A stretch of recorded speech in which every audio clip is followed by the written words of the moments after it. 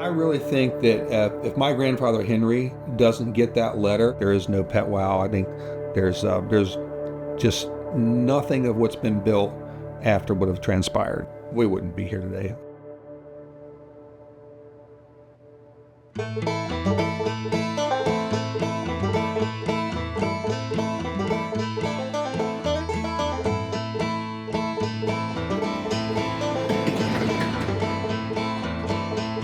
Raymond Stamper, and my role here at PetWow is Chief Executive Officer. Second generation. I'm the founder's oldest son, Dr. Raymond D. Stamper. He was born in eastern Kentucky in a little town called Barberville. It was a poor community. I know his father, Henry, he was a coal miner, and his primary means of living until he moved to Cincinnati, and he had 9 other siblings as well, so it was a large coal mining Kentucky family. Henry had a back injury that was going to make it difficult for him to continue making a living in the coal mines.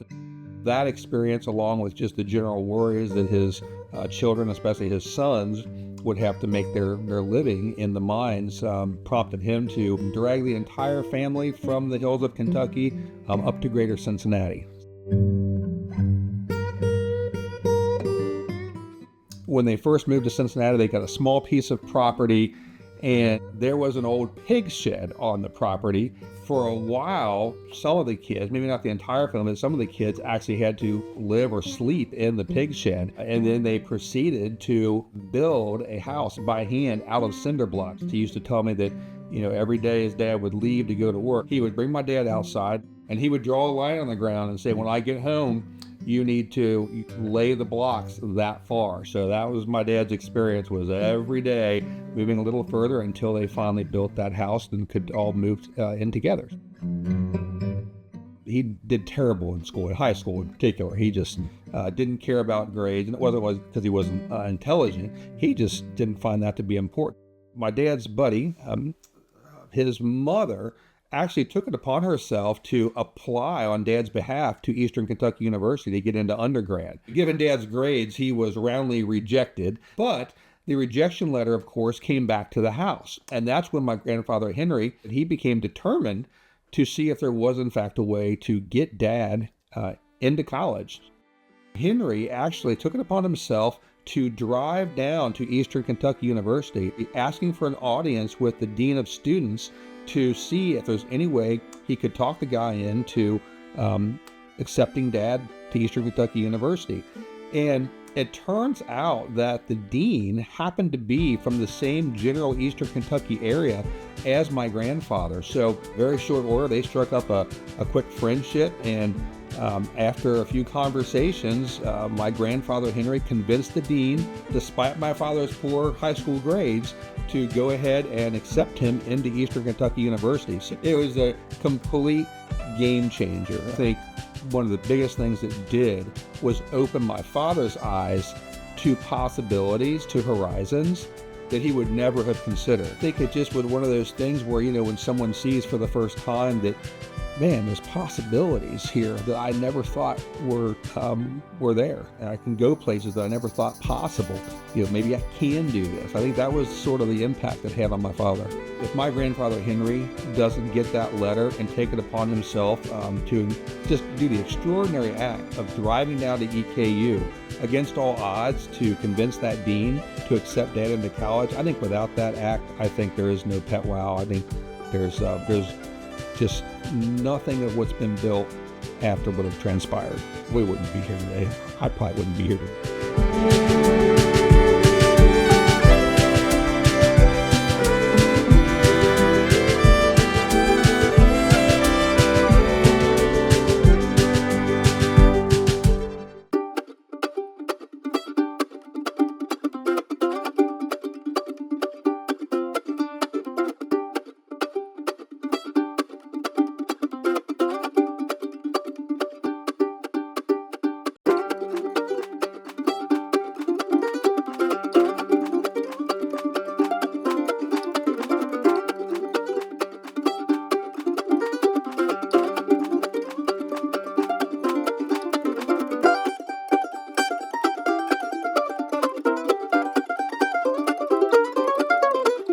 His entrepreneurial spirit was definitely the backbone of that. It was his hard work, his willingness to to put in the hours, police departments and fire departments, and put the shingle out and started seeing customers at 2, 3 in the morning because there was no emergency clinics, there was no med vets, there was no local area animal hospitals that were open 24/7.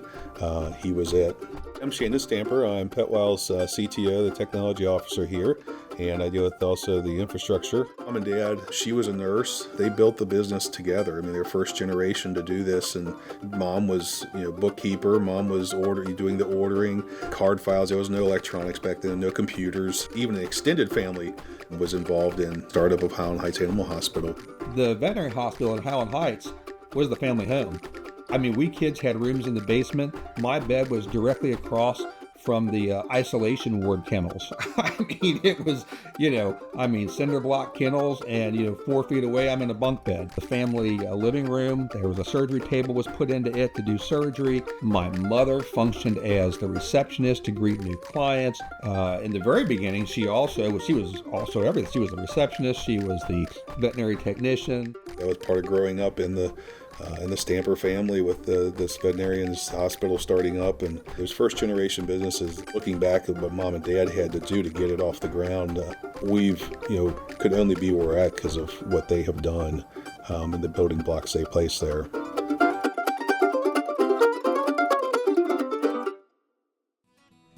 He had taken a job in Louisville, Kentucky after he graduated. He later said that he would have done that for nothing, that the experience that he got down there was worth so much to him. But we wanted to come home. We had saved up $3,000. We were still missing $1,200, which my father loaned us. And it was, affordable. We had no money we tried to borrow money from the local bank and they turned us down. But we had to take the living room and make it a waiting room. And part of that then was also made into one exam room. And our families helped with that. And with my nursing background, it pretty much went to the veterinary profession. When you own your own business, you are connected so much to that business. And I always was from the beginning, whether that was good or bad, it's just the way it was. And then the children, from the time they could push a lawnmower, they were mowing the grass and learned to do kennels probably before they were old enough to do it. But we all worked. That's just the way it was. They were really hard years, but great years. We were honestly having the time of our life, trying to figure it out and meeting the needs of the clients that came in. It was just him and me. For the first, 25 years maybe, but especially in the very beginning, my father would take calls from clients any time of day or night. We didn't see it any other way. We wanted to be there for the clientele, period. And in our world, it seemed that it had to be 24 hours a day because emergencies don't happen 9 to 5. He also, though he was starting up, did a lot of pro bono work for police departments and fire departments. Those two things combined created a real public loyalty from my dad. Dr. Stamper worked for that veterinary hospital in Louisville. He learned from the veterinarian that owned it to do the ordinary thing extraordinarily well. Sometimes you think you have to do the extraordinary things and you'll be known for that. But when it all boils down, doing the ordinary thing extraordinarily well is, I think, the most productive. Dr. Stamper was an excellent veterinarian from the get-go. Never second-guessed that he should have done something else. Never wishy-washy about where the career was going or where the business was going. It was always full steam ahead. Always. The community was blowing up. It was getting huge. The demand was huge, and there just wasn't enough space in the small house. Part of our zoning requirement was that we lived there, and it did become obvious that our family was too big for the place. The clients were too many for the place. It was obvious that we needed a zoning change, so we started down that path. found that there was some resistance on the zoning board about our being zoned for a professional office building zone, which would allow a veterinary hospital there without us living in it. The initial resistance was making it look like the prospect of getting the building permit was dwindling. So my mother reached out to our client base. I got the idea of pleading to our clientele, asking if they would help us and come and speak up for us. Dr. Stamper and all that he had done, fire departments, police departments, and whoever, didn't matter who, at no cost, just trying to help. And boy, did they come through. She just started calling client after client after client. If you're willing, if you could write a letter to city council, and of course she invited them if they wanted to also show up at the main city council hearing where this vote was really going to be cast. It was supposed to be the one where they were going to say yes or no.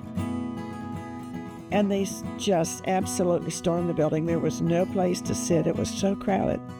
The support was overwhelming. When the city council meeting occurred, where the vote was going to be taken, by the time it occurred, there were, I think, almost 100 handwritten letters from clients that were submitted into the discussion among the council members.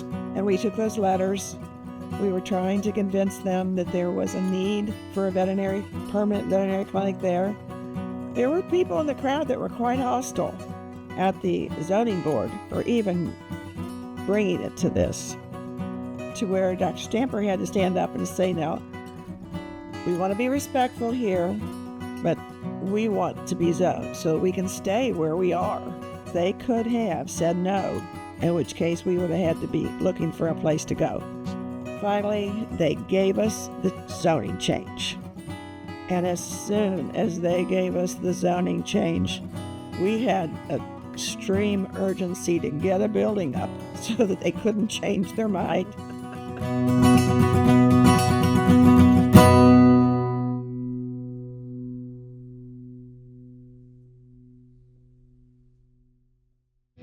I started as a part-time manager in 1990. We continued to grow a lot, and so I needed help. I always had an interest in the business. I in the late 80s, I'd come and do kennels, and then full time in the 90s, early 90s. As soon as I graduated, I was doing tech work with Dad and Dr. Myers. They were kind of the dream team back then, and I think we had 5 to 8 staff members. So it's a lot of change since I began.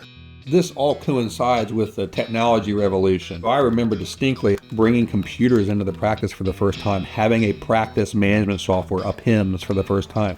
And it really was transformational for the business. So Dad was retiring, and neither Ray nor I had any type of cash to be able to go and open another practice or anything like that. So we were looking for a way to basically expand the business and do so in an economical way and try to meet a need that was out there. We had the idea of, a mobile outreach, because you could essentially leverage your existing location with all of those capabilities for surgical care and whatnot, and use a mobile vehicle to get out to people's homes, take care of outpatient work, and then transport pets back who needed surgical care or intensive care. We kind of came up with the idea of, could we have basically a business attachment here that was almost like a moving exam room. So we first tried it in an old Privia minivan to go out and start seeing calls. People really thought it was great, started using us, and then we went and went up to an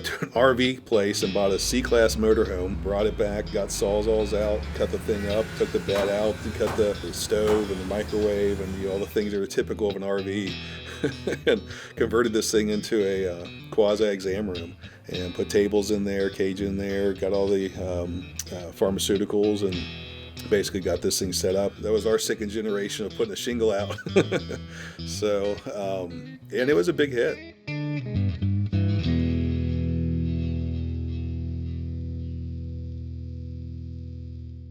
You could tell Dad was transitioning some, as he was in retirement-wise, trying to figure out what to do, and he was excited to be a part of doing something his sons were doing, and that was kind of one of the things I think I saw with him was he just wants to spend time with you guys because you're doing something that, with the business that's really interesting. I got a phone call from a friend saying you need to get to the hospital. Something's wrong with your dad. Phone calls started flooding in. Dad had passed away. He was at the gym, had a heart attack, and there was pretty much an instantaneous death. I was 33 years old when he died. One day you're managing the practice. Next you're responsible for figuring out whether or not it's going to survive or disappear. Obviously on the family side was just a huge crushing blow. Dad was in his late 50s. Just the transition, just as even though he was working 2 days a week, he was the cornerstone of the business. Dad had been the core foundation of it for so many years. We know how the clients were going to react, whether team members would stay or go. So yeah, it was a real shock and a real time of turmoil. Massive, just having your life flipped upside down on you. To just one, lose your dad. Secondly, so you're sitting here, never thought twice about what you're going to do with the business. You were in the middle of mourning and having to do a transition with this business, and staff members looking at you like, what's going to happen? You having to have answers for things you just didn't know. So that was a really tough year, not just from losing Dad, but to try to keep the business afloat. When we had Dad's funeral, it was there was no standing room. We had customers, doctors who'd worked for us, staff who'd been with us. The line was out the door. The church was, I'd never seen anything like it. In the immediate 2 or 3 months following that, just what's going to happen to the practice when we stay open at all? We're thinking, okay, we're going to ride this out, and then you get to September. And then even worse yet, the end of 2001, Dad died in April. We had 9/11. It was like, if the year couldn't get any worse, then we had the Twin Towers get hit, and so just it was a very unstable couple years there of just wondering what's going on.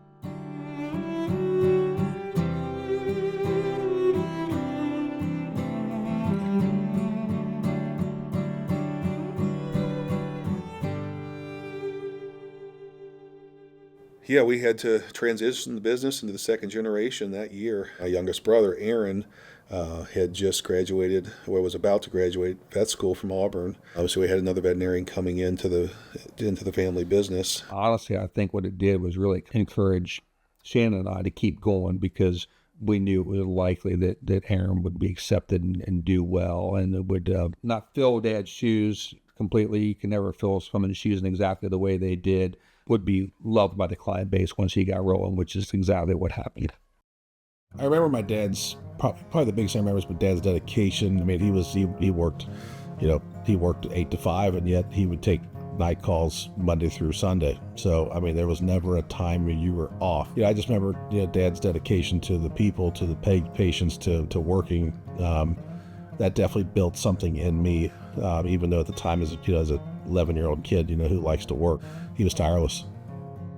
I've got lots of clients who now are here because they are sons and daughters of the parents of that my dad served in the 70s and 80s. So lots and lots of those people. Yeah, when I was 15 is when I started working. I think Dad probably would have had me work sooner if I was legally allowed to. Made $3.25 an hour, which was minimum wage.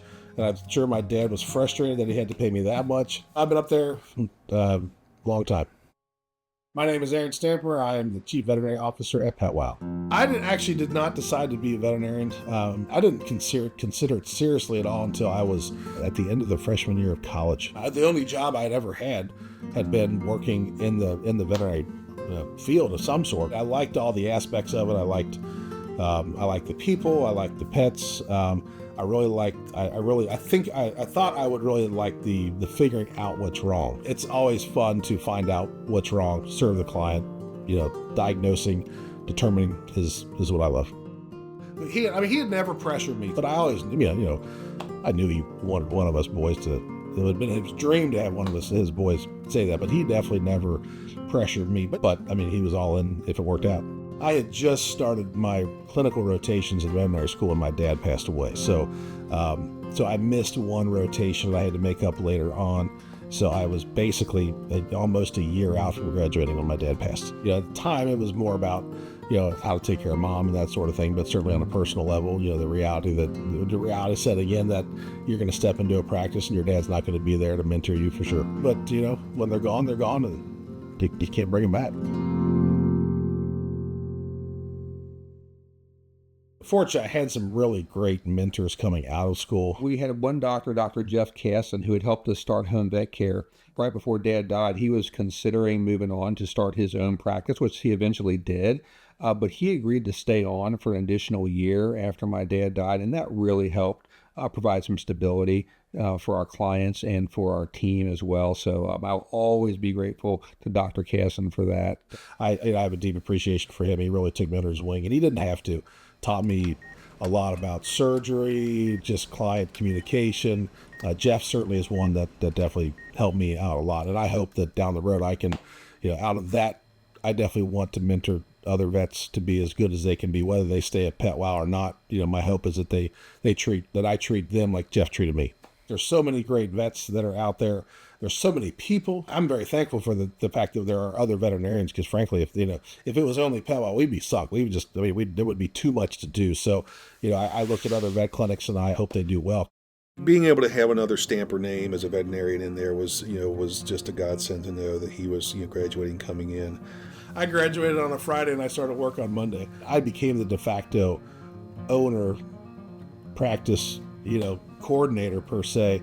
As a kid who doesn't know a darn thing about anything, you're learning how to practice. You're taking all the information in real time from just pets, patients, client skills, communication, and then you're also, if one of the other doctors had a case that went bad and the client was complaining, whether it was financially, medically, I had to deal with that as a 25-year-old kid. So that was definitely a challenge. You learn more in the first year of practice than you do in all 4 years of vet school combined. Dad was always wonderful in surgery. He was able to pass a lot of that on to Aaron, and Aaron is absolutely just a phenomenal surgeon. But it was fun when Aaron came in. It was like we're getting to see a young dad. Yeah, Dad started the practice. I certainly owe a lot of my life, whether it's on a personal level, business level, career level, to what my dad carved out. I definitely feel very proud about coming back and working, not with my dad, but with his legacy for sure.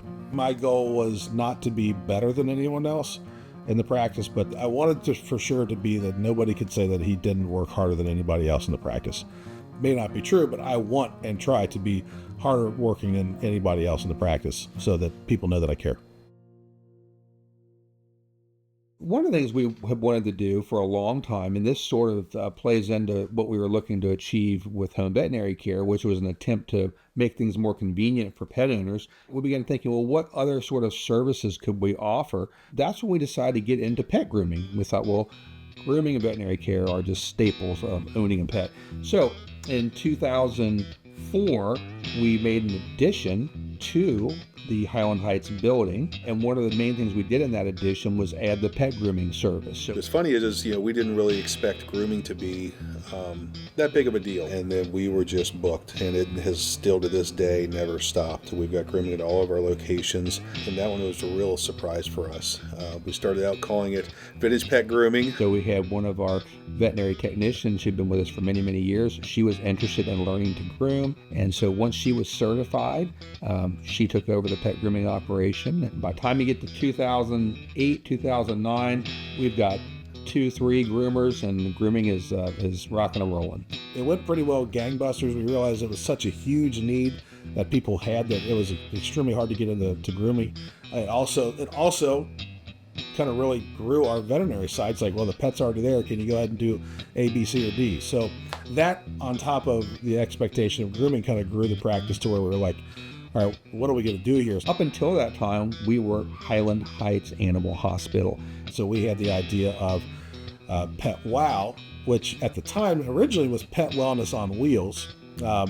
But as it kind of evolved, we kind of just realized, like, that's actually what we're trying to do for people, is wow them when they come here. We want them to be like, nobody else does this.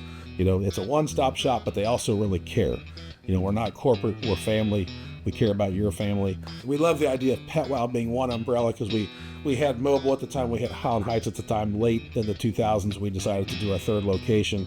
And that way we're just, we're all PetWow. Whether you come at this location, whether we come to you. But the whole idea was that we were going to focus on pet care convenience, offering multiple services to pet owners that they could have done at the same time at the same building, having the unique option of us coming to their home versus them coming to one of our lobbies or hospitals. And we want to keep it local, so there's PetWow Highland Heights and there's PetWow Florence, so we're committed to the communities we're in, but the PetWow name gave us the ability to reach and be known in a wider area than just one specific zip code or local community.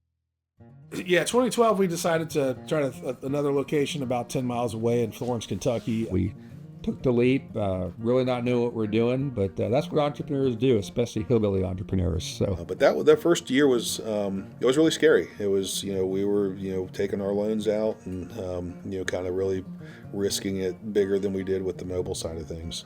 Yep. When we opened, we basically opened with just a small hospital in mind with grooming, because grooming was such a big hit. What we found out was the animal hospital was a big hit too.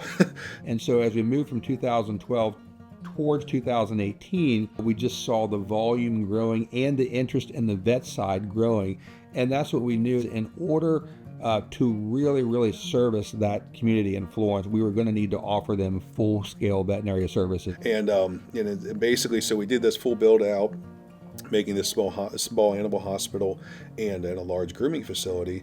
And basically, 4 or 5 years later, we did it again. We went in with hard work. We all, we tried to do as much of the work together. I remember helping lay tile, put up drywall, painting, all the things that you do to just try to streamline, make it more efficient.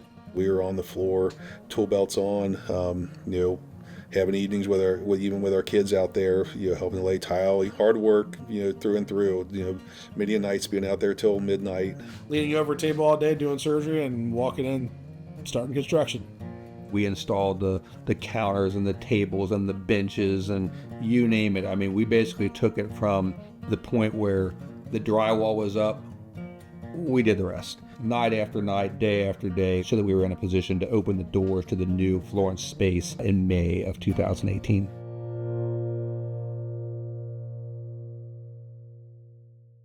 The decision to open a customer care center, what we call CCC, and make that centralized is something we felt we needed because we wanted to have team members who specialized and were good at client communication. We got so busy to where we really weren't doing justice to our clientele. Once that separation was made, it was kind of a logical step to say, hey, let's get a team of our best persons answering the phone centralized in their own space so they can focus on that and only that. So that was the reason for creating Customer Care Center. 2019, 2020, COVID hit. So, that affected everybody, every practice. A lot of vets don't do grooming. So, we had a large number of grooming clients, and we were mandated by the government to shut that part of our business down. So we had a certain amount of staff that we were either sending home or we were trying to integrate them into our current veterinary staff when they're either groomers or not veterinarians or veterinary technicians. So we were trying to treat our staff as good as we absolutely could with having part of our business shut down.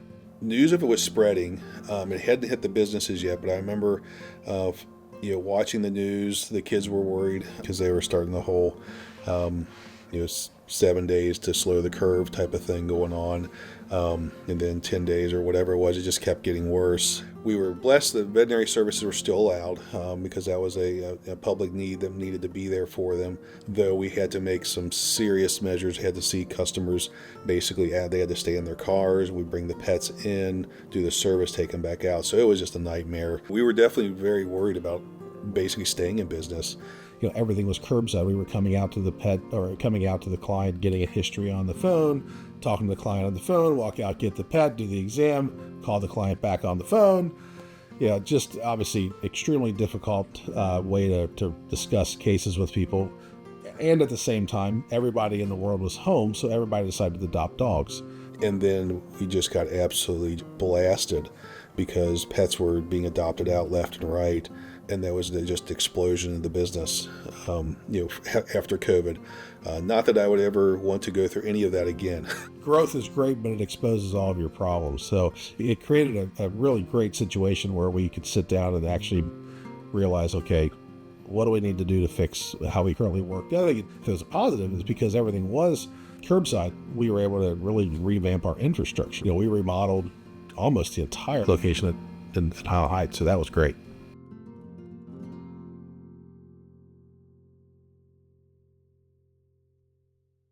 PetWow's mission statement is strengthening people and pets by making pet care easy. That really has, when it comes to people, two sides to it. Of course, we want to strengthen pet owners by making pet care easy, by providing what they need to care for their pet in a consistently excellent way.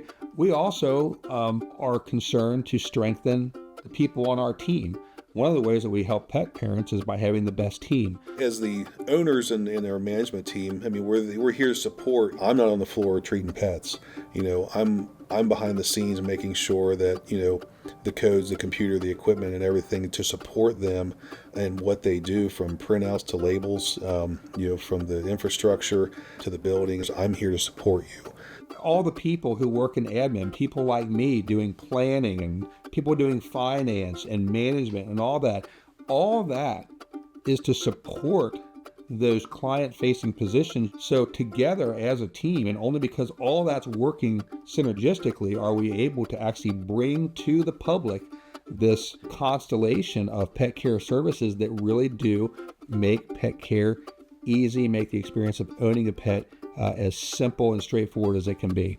You're not just getting the convenience with PetWow. You're getting people who care, who live this day by day. They have their own pets, they have their own families, and they really do make a difference in people's lives and strengthen pets and people. People have pets because they bring great joy to people's lives. They bring comfort, solace, companionship. I think you have no idea the impact that you have on the people's lives when you take care of their pets. When you take care of their pets and you do it well, you're taking care of them in a way that you just can't imagine. One of the things that can make owning a pet difficult is if you have to, scratch and claw for 4 or 5 different sources of what you need to make a life with your pet, and which should be a situation of enjoyment. Strengthening people and pets and making pet care easy really just created that PetWow vision. Our goal is to really create a consistent experience for our clientele. When they come in the door at any PetWow location, they get the same high quality service. Their expectations are met and exceeded every time. And to offer as many of the pet care services that pet parents need through our one organization, so that a person, once they're in the PetWow family, a client, a pet owner, almost everything that they would want would be available. That's our vision for the future. I think the work is more than just a job. It's contributing to the quality of their lives. So again, if we can make it easy for pet owners to have their pet groomed, to board when they're going on vacation, to have their veterinary care taken care of, to have their pet food delivered to their house, then the service is it makes owning and caring for and living with a pet easy, and in turn that makes easier a source of joy in people's lives.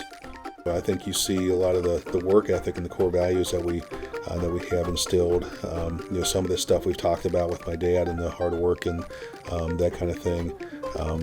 It's played out. I think you'll see customers see that when they walk in the building.